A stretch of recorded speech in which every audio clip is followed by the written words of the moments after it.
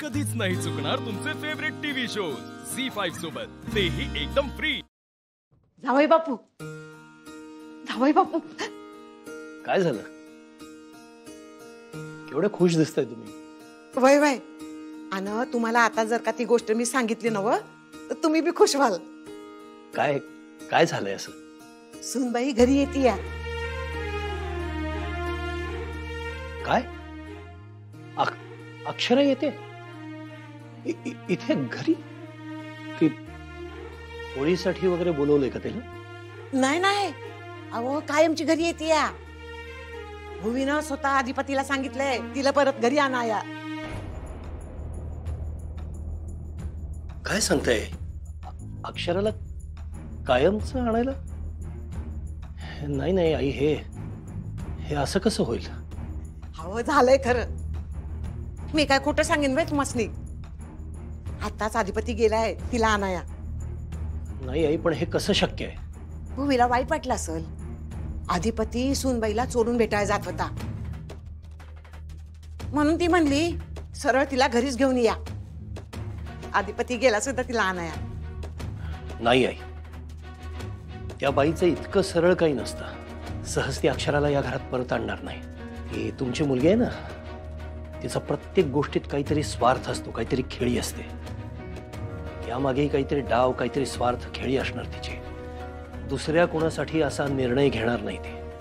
हे तुमचं नेहमीच आहे हो। भुवीच्या कोणत्याही चांगल्या गोष्टीत तुम्हाला वाईटच सापडतंय बघा। आई, अनुभव आहे माझा आणि विश्वास ठेवा, काही बाबतीत तुमच्यापेक्षा जास्त मी तुमच्या मुलीला ओळखतो।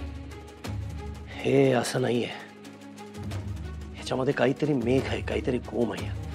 काय अडचण असणार आहे? हा म्हणजे मी एक कबूल करते, भुवीनं हे समज सूनबाईसाठी केलं नसणार।